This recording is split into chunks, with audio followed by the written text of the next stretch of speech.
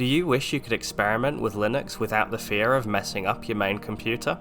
Maybe you want to try a few different distros, but don't want to commit to a full installation. What if I told you there's a way? In this video, I'll walk you through one of the safest ways to test Linux without doing anything to your existing Windows install. I'm of course talking about a virtual machine. Before you set up your virtual machine, there are a few things that you should check first. Firstly, check whether your computer's CPU supports virtualization. To do this, go into your computer's About page, find the CPU model number, and do a quick Google search. If that's all good, what I'd recommend next is restarting your computer and booting into the BIOS. You do this by interrupting normal startup with a specific key, usually one of the F keys or delete. You should see a message flash up on your computer screen that says which button to press. If you're unsure, Google your specific motherboard or computer model number. Once you're in, you'll need to look for settings like Intel VTX, AMD V, SVM, VTD, and AMD IO MMU.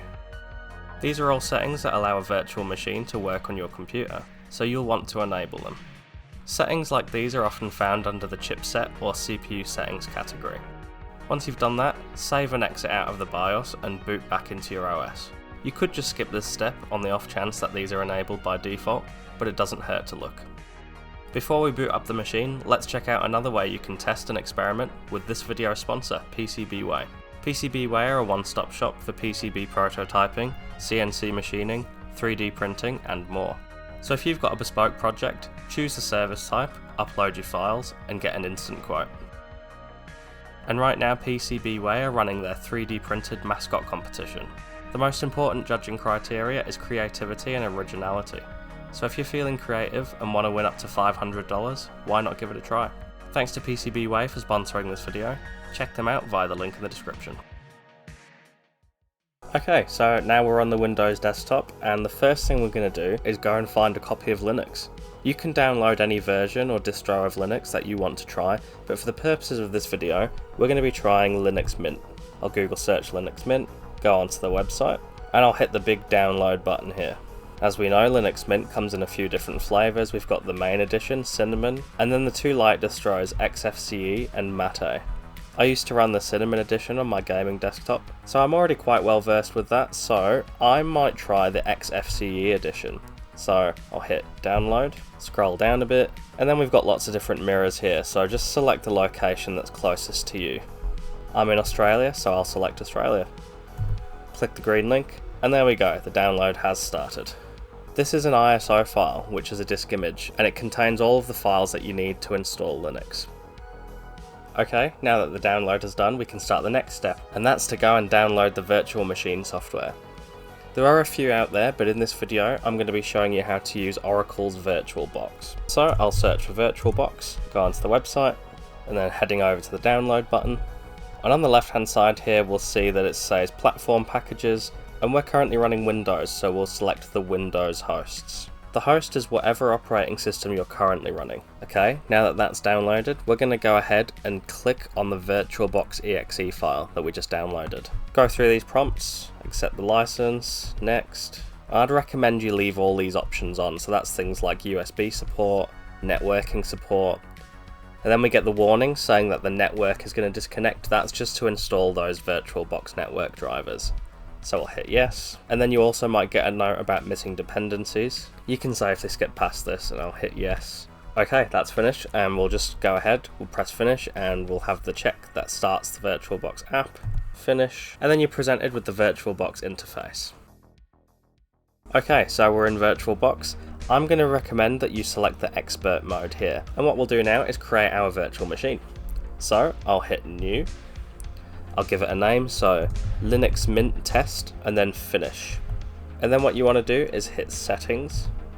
And so under the general page, I'm going to just uncheck the floppy disk because we're not going to be using anything to emulate a floppy drive. And then base memory, so that's the amount of RAM that the machine has access to. This will vary depending on your system, but the laptop I'm using at the moment has quite a bit to play with. So I'm going to go ahead and select 4096 megabytes, which is 4 gigabytes of RAM. You definitely need to meet the minimum requirements of your Linux distro, so you can Google that, but any more will help your performance, so I've selected the 4GB. Then I'm going to go over to the processor tab. Again, this will depend on your system, but I'm going to allocate 4 cores. I'm also going to select nested VT AMDV. That lets you use nested hardware virtualization, and also we'll try and use PAE NX, which is similar. It's really just giving your virtual machine more access to the actual hardware. That looks good. So we'll scroll down, and this is the display section. I'm going to increase the video memory all the way up to the max. I'll also hit 3D acceleration, and you'll see up here in the video memory, the total to select has increased, so I will move that right up to the end again. And you'll see here there's a red section and a green section. Anything in the red, it's going to recommend you don't select, and that's based on your system resources and what it thinks you'll require for the machine.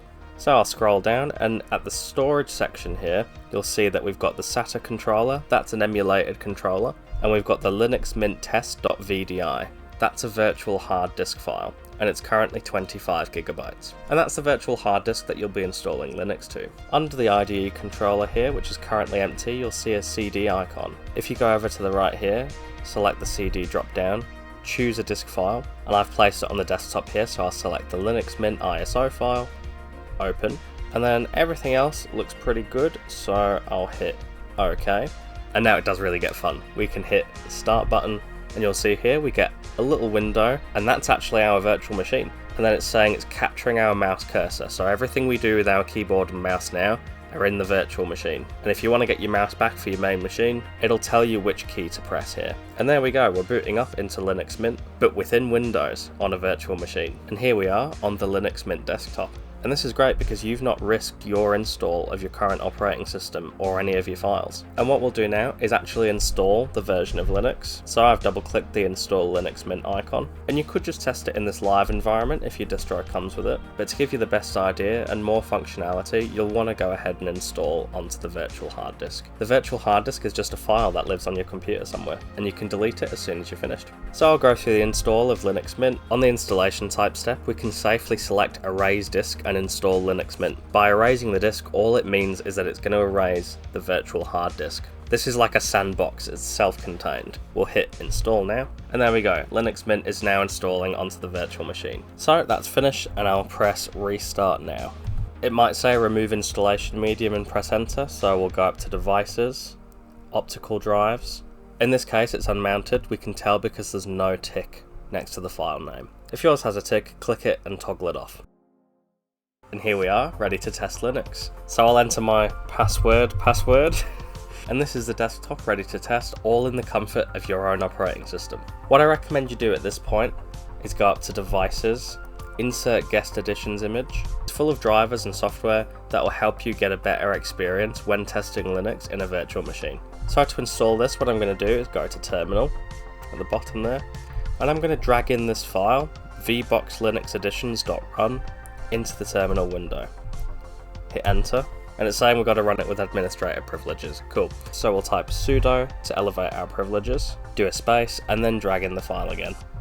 Hit enter, enter our totally secure password, and this will take us through the add-ons installation. This is mainly things like graphics patches and drivers. And you'll see it's changed the screen resolution of our virtual machine, and that's because it's installed a different graphics driver. So at this point you might be wondering, well, the display is so small, what can I do about that? Well, let's go up to View, Full Screen Mode, and you get a warning saying that you're about to enter the full screen mode, and to get out of it, you can go to the windowed mode by pressing Host F, so that's right control in this case, plus F, and now we're in full screen mode, and we get a full desktop resolution for Linux Mint.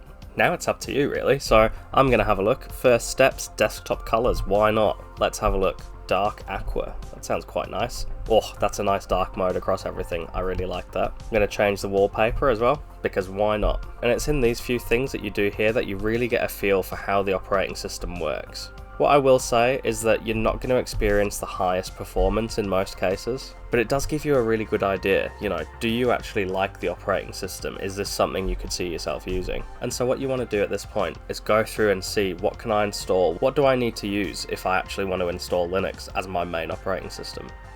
You can check out the Office suite that it comes installed with, so maybe we'll click on the writer, and we can ask ourselves, is this good enough for us? Will this do the job? And if not, we can quit out, and we can check the software center to see what else is available.